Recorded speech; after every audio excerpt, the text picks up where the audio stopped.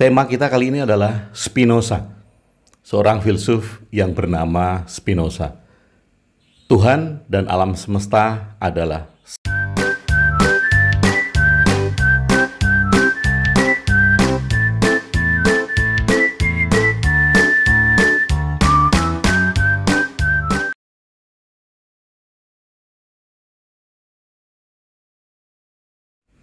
Mungkin Anda pernah mendengar bahwa Tuhan dan alam semesta merupakan satu kesatuan. Tuhan juga mempunyai bentuk, yaitu seluruh alam semesta ini. Sehingga ada ungkapan, berdoalah kepada alam. Tuhan adalah kehidupan dan alam semesta ini.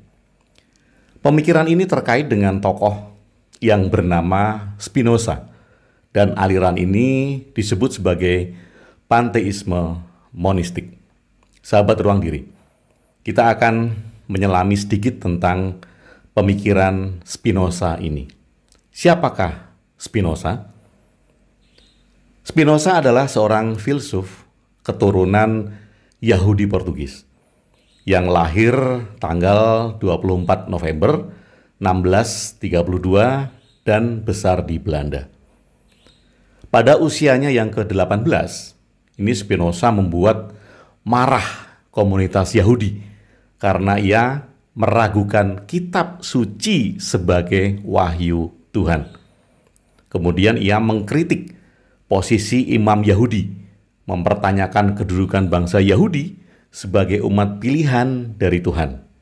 Dan keterlibatan Tuhan secara personal dalam sejarah manusia ini juga dikritik oleh Spinoza. Menarik. Spinoza berkata bahwa Tuhan adalah sesuatu yang dipikirkan. Tuhan adalah sesuatu yang dipikirkan, ini kata Spinoza.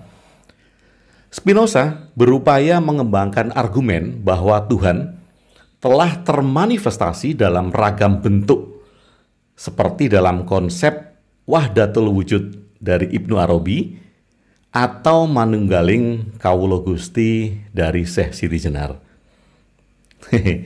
Menurut Spinoza, wujud Tuhan itu adalah alam semesta ini sendiri. Dan wujud alam semesta ini adalah wujud Tuhan.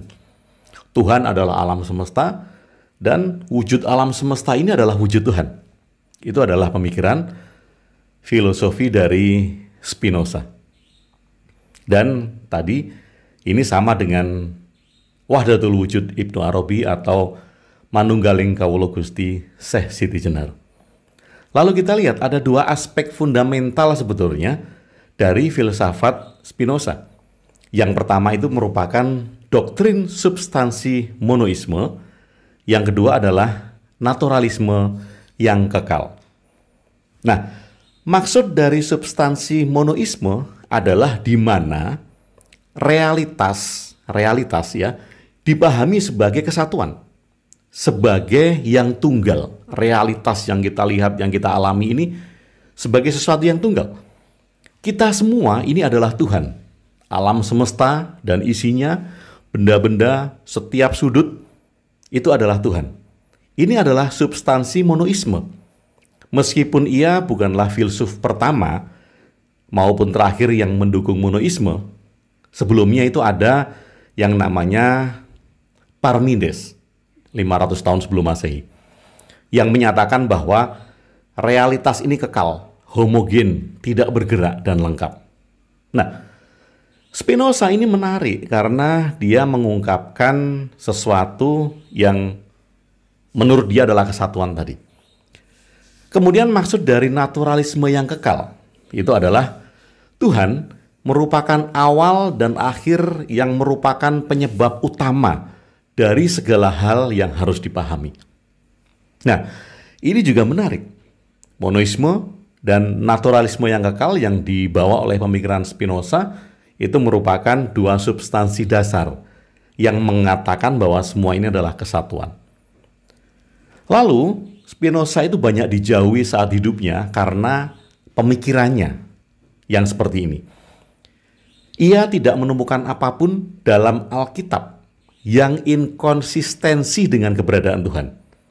Ini kritik yang menarik. Malaikat hanyalah imajinasi, dan jiwa tidak lebih dari prinsip kehidupan. Loh, zaman itu Spinoza juga sudah mengkritik tentang rasionalisme kitab suci. Mari kita lihat ke belakang dari jalur pemikiran Spinoza. Spinoza muncul sebagai pewaris dari beberapa tradisi filsafat. Yang pertama, ia mengikuti jalur yang dibangun oleh Descartes. Kemudian ia memiliki keterkaitan dengan skolastik, khususnya dengan skotisme dan okamisme. Nah, apa itu keduanya? Kita lihat, kedua tradisi filsafat yang mempengaruhi Spinoza tersebut. Yang pertama, Descartes, atau kalau dalam bahasa Indonesia mungkin bisa dibaca dengan Descartes. Descartes percaya bahwa seluruh dunia, kecuali Tuhan dan jiwa manusia, beroperasi secara mekanik. Karena itulah Descartes percaya bahwa semua peristiwa dapat dijelaskan melalui percobaan ilmiah, sehingga ia menolak berbagai bentuk mistik, astrologi, dan tahayul lainnya. Jadi ada 3 bagian yang dikemukakan oleh Descartes: Tuhan, jiwa, dan bentuk-bentuk material. Nah, pada akhirnya kita mengakui keberadaan kita karena adanya alam fisik. Kata Descartes atau kalimat yang terkenal dari Descartes adalah cogito ergo sum, yang artinya aku berpikir maka aku ada. Oke, kita lihat skolastik.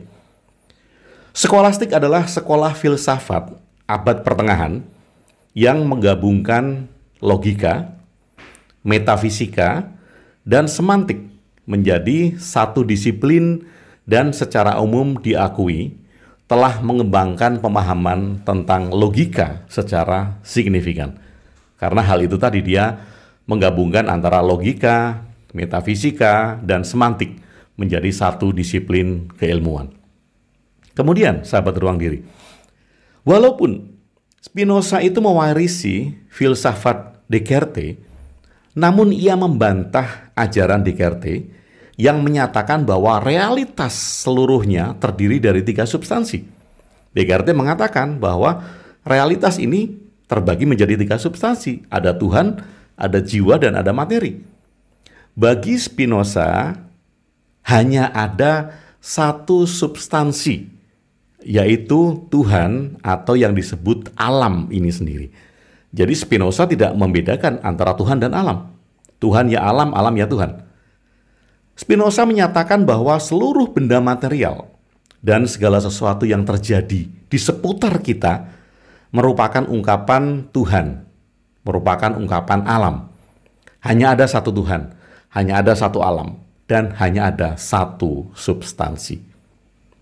Yang menarik lainnya adalah Spinoza dikenal sebagai cendekiawan pertama yang mempelajari kitab suci sebagai tulisan historis. Oke, tulisan historis loh ya. Konsekuensinya dari tulisan historis ini, kitab suci dapat dikaji secara rasional. Ia menyelidiki 3 hal utama tentang kitab suci. Pertama adalah struktur sastranya, 2 adalah tanggal penulisannya, ketiga adalah pengarangnya.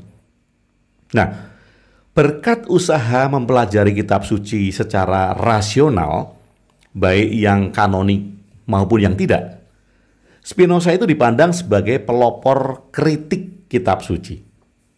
Ia mengkritik penafsiran harafiah terhadap firman Tuhan. Oke, ia mengkritik penafsiran harafiah terhadap firman Tuhan. Ketika orang menganggap bahwa setiap kata dalam kitab suci itu tidak terbantahkan, tidak dapat salah karena bersumber dari ilahi atau Tuhan, maka Spinoza menempatkannya secara rasional. Spinoza mengatakan bahwa kepercayaan buta hanya membawa orang pada agama formal dan bukan membawa orang pada iman yang dihidupi atau pengalaman kehidupan itu sendiri. Sahabat ruang diri, kita lihat lebih dalam. Ada satu filsafat kritis dari Spinoza. Apa itu? Yaitu menggugat kenabian. Wah, kenabian kok digugat? Ini berani bener ya Spinoza. Spinoza ingin menunjukkan bahwa seruan kenabian itu berbeda-beda, tergantung dari imajinasi dan tabiat dari nabi yang bersangkutan. Serta yang paling penting, opini-opini dari sang nabi itu sendiri. Jadi, wahyu kenabian bagi Spinoza adalah sebuah opini. Nah, Spinoza mengatakan bahwa wahyu kenabian merupakan sebuah opini. Lebih jauh lagi, seruan kenabian itu tidak pernah membuat sang nabi atau yang bersangkutan itu menjadi lebih bijaksana. Yang dimiliki oleh sang nabi itu merupakan imajinasi, bukannya pikiran sempurna yang luar biasa. Ini menarik kan? Nah, Spinoza mempertanyakan jaminan kebenaran yang diterima oleh para nabi tersebut. Pemikirannya mulai berani karena Spinoza mulai mempertanyakan jaminan kebenaran yang diterima oleh para nabi. Karena apa? Karena dia melihat kitab suci sebagai hal yang dikaji secara rasional. Sahabat ruang diri, itu adalah sekelumit pemikiran filsafat dari Spinoza. Mungkin Anda pernah mendengar bahwa orang-orang mengatakan sedang berdoa kepada alam. Mereka tidak menyebut berdoa kepada Tuhan. Mintalah kepada alam, berikan kepada alam, lepaskanlah kepada alam. Nah, mungkin itu adalah pengaruh dari filsafat Spinoza yang memandang semua ini adalah satu. Tuhan ya alam, alam ya Tuhan. Melihat Tuhan di mana-mana, di mana Anda melihat sudut itu adalah Tuhan. Di sini ada Tuhan, di situ adalah Tuhan, semuanya atas bawah, kiri kanan, semua Tuhan. Jadi itu adalah pandangan kesatuan. Bagaimana menurut Anda? Mungkin Anda tidak familiar dengan Spinoza, namun familiar dengan konsep wahdatul wujud dari Ibnu Arabi atau manunggaling kawula Gusti dari Syekh Siti Jenar. Semua itu sama, yaitu panteisme monistik. Sahabat ruang diri, dengan mengetahui pemikiran-pemikiran seperti ini, kita bisa menempatkan diri atau bisa bercermin. Kita memandang Tuhan sebagai apa atau seperti apa? Kita memandang alam, memandang kehidupan sebagai apa atau seperti apa? Ataukah Anda mau mengikuti Spinoza, mengikuti Ibnu Arabi, atau mengikuti Syekh Siti Jenar? Atau Anda cocok dengan pandangan Spinoza ini? Itu adalah terserah Anda. Terima kasih sudah bersama saya, Agung WB di Ruang Diri. Salam cinta dan bahagia.